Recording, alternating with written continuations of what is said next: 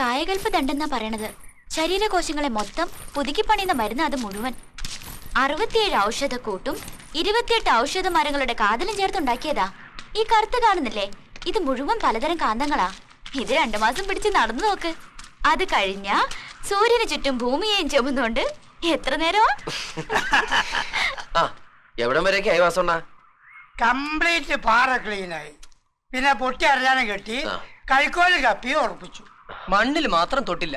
അത് കില്ലാടിയെ ചെയ്യാവുള്ളെന്ന് ഗണനാഥൻ പറഞ്ഞു. ഇനി നീ വരുന്നവരെ കാത്തിരിക്കുക, അതാ ഞങ്ങളുടെ ജോലി. 4 ദിവസം കൂടി കഴിഞ്ഞ ഫുൾ കണ്ടീഷനോട് കൂടി പണിക്ക് പോകാന്ന ഈ വൈദ്യരാണി പറയണത്. മതി, ട്രീറ്റ്മെന്റിന്റെ ലാസ്റ്റ് കട്ട് വേണ്ടി വിട്ടാ മതി. ഒന്ന് നോക്കണ പ്രതിഭേ, ഒരാഴ്ച മുമ്പ് നമ്മൾ കണ്ട പ്രേമനയുടെ ഈ പ്രേമനയുടെ വേണ്ട, ദൃഷ്ടിദോഷം വരുത്തണ്ട, ഞങ്ങള് പോയേക്കാം. അപ്പൊ ശരി വാസണ്ണ.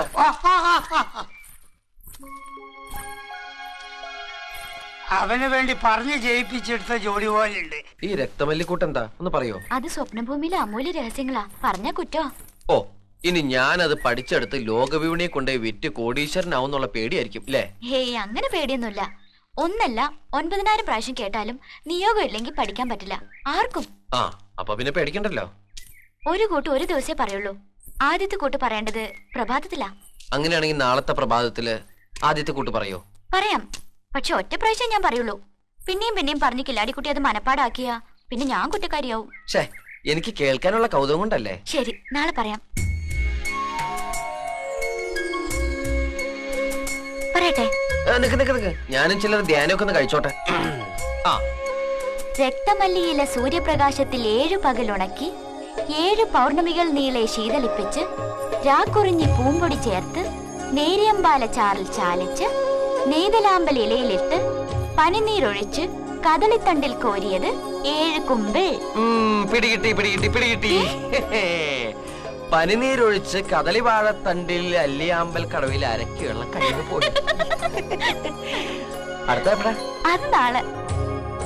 ആനവാലാൽ തൊട്ടെടുത്ത നീലാഞ്ജനം നെൽപ്രമാണം, പുലിനഖമുരച്ചെടുത്തത് എൽ പ്രമാണം, സൂര്യഗന്ധി സ്ഫുടം ചെയ്ത ശംഖുഭസ്മം 4 ചിപ്പി, ഊതി ഉണക്കിയ കരുവീട്ടിക്കറ 3 ചിപ്പി, 7 അന്തികൾ കുന്തിരിക്ക പുക കാണിച്ച് 6 ഉഷസിൽ കർപ്പൂരപ്പുക കൊള്ളിച്ച് പാരിജാത തളിരിൽ ചേർത്ത് വീഴ്ത്തിയത് 9 കുമ്പിൾ.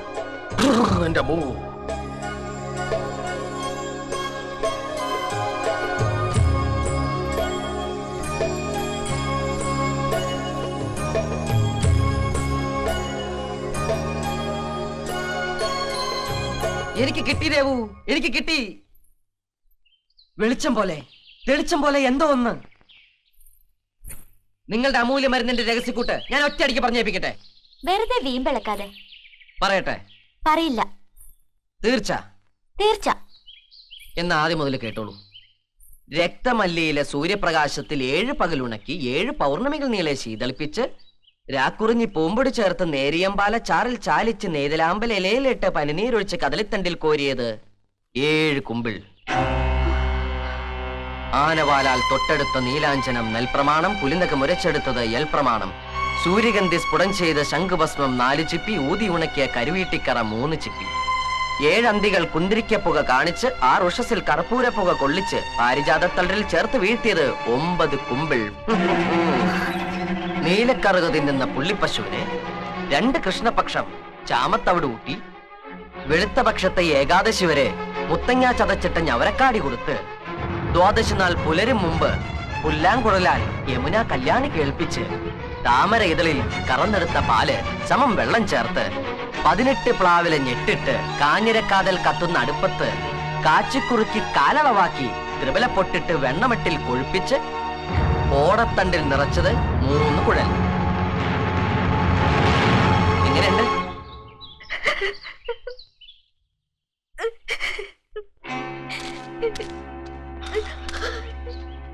ഏയ് ദേവു, ദേവു വേണ്ട, ഒന്നും പറയണ്ട. നിങ്ങൾ എന്നെ ചതിച്ചു, വല്ലാണ്ട് ചതിച്ചു. അയ്യോ ദേവു, അങ്ങനൊന്നും കരുതല്ലേ.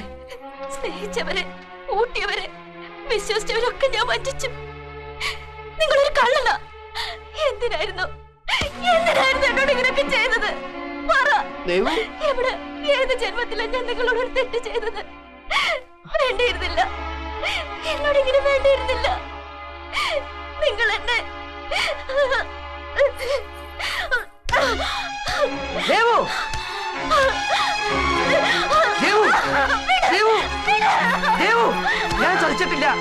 ദേവേനെ ഞാൻ ചതിക്കയില്ല.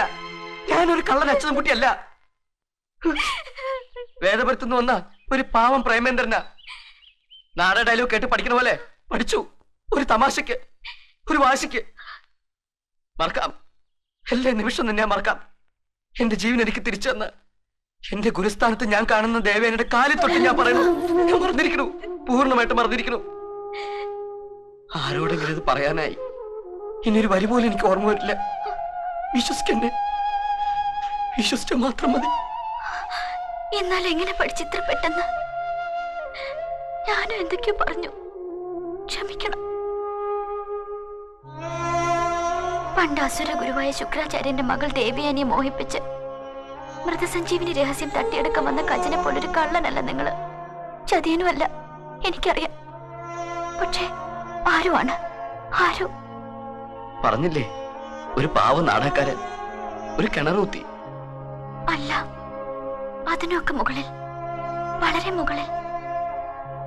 ഒന്ന് പറ, ആരാ നിങ്ങൾ? ആരാ? ശേ, ഇതെന്ത് ചോദ്യ? ദേവയാനി ജീവൻ വെപ്പിച്ചെന്ന് വെറും ഒരു ശരീരം. ഞാൻ പോവാ. ദേവു, നിന്നെ. ഇല്ല, പോവാ. ഒന്ന് നിന്നെന്ന്. എന്നോട് നിന്നെ വഴക്കിട്ട് ഈ കാട്ടിലുപേക്ഷിച്ച് പോകുന്നേ. ഞാൻ പറഞ്ഞില്ലേ എല്ലാം മറന്നു. അതല്ല. പിന്നെ? എന്നോടൊന്നും ചോദിക്കരുത്. ചോദിക്കും. എനിക്കിനി കില്ലാടിക്കുട്ടിന്ന് വിളിക്കാൻ പറ്റില്ല. അതെന്താ?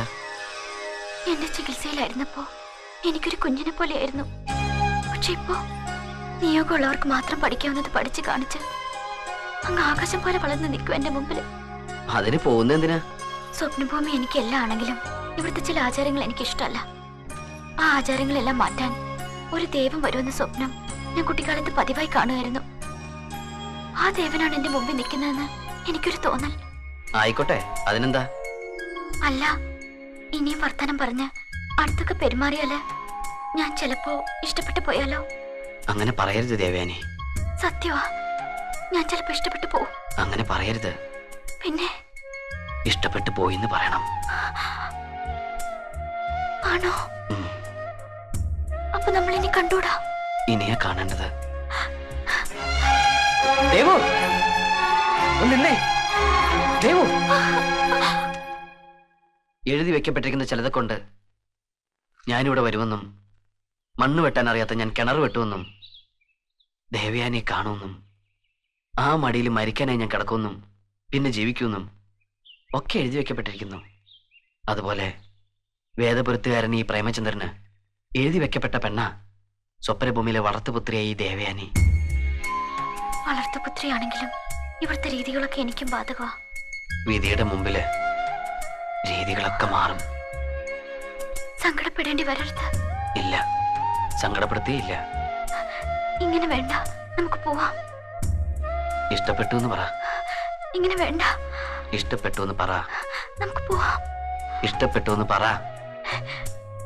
ഇഷ്ടപ്പെട്ടു.